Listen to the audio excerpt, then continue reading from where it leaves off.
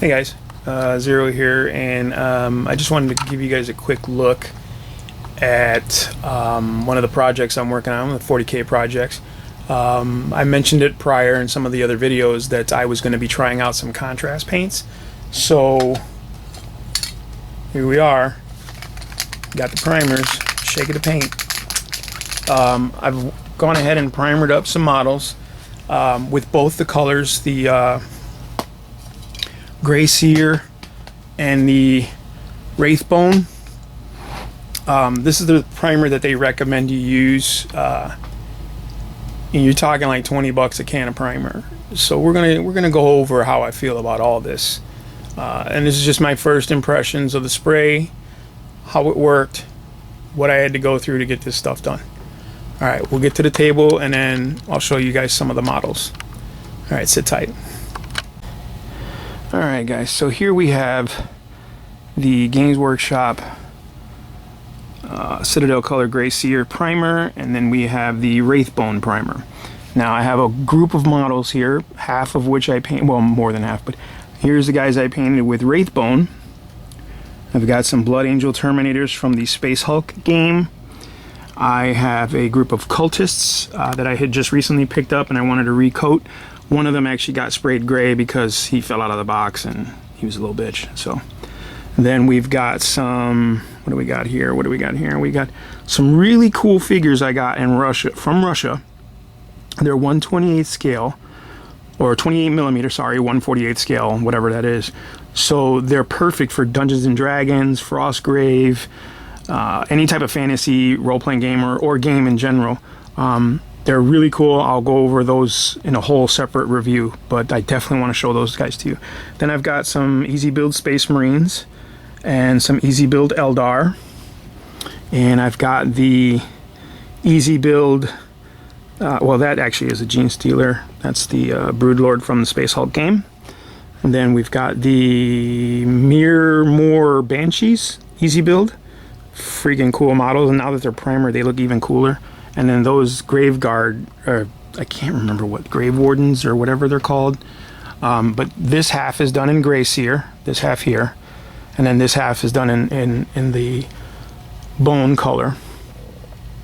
So spraying these, they're basically just like any other spray to me. They sprayed exactly the same. You got to be careful not to hit it heavy-handed. I got some of the Marines, a couple of the Marines with some heavy spray, you know, so it does clog up the detail. So you got to be careful. Use proper spraying techniques when spraying with these spray cans. Also shake well. I mean, you know, that goes without saying. You know, shake your cans, man. Shake it to paint. You got to do that. It's just what it is. Fortunately, the weather was really nice today, so there wasn't a lot of like bubbling, or I noticed no, you know, real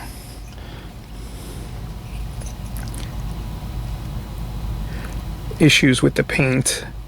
You know, no flaking, no dust. You know, sometimes you get a chalky film. This paint, while it is smooth, and I don't know if my camera is picking that up very well, I apologize. Let me see if we can get a better shot here. It's pretty smooth. I don't feel like it's any smoother. I mean, I feel like it's smoother than Games Workshop's regular spray primer. But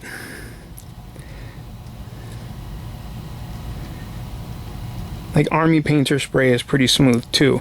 Although that stuff, this gray came out really, really smooth. Like I can't even, no grain, no grit, nothing. It's just really smooth. There's a big old gap there. Look at that. Damn it. Whoops. We want to fill that up.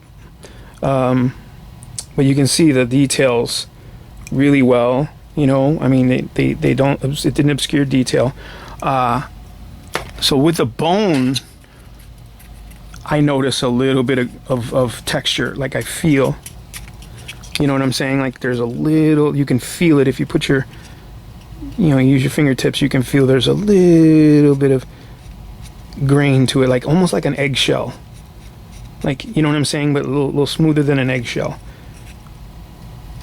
but it, you know, I had to actually lean the models over. You know, I laid them down, you see, to actually get underneath, because, you know, when you spray straight on, it doesn't get underneath.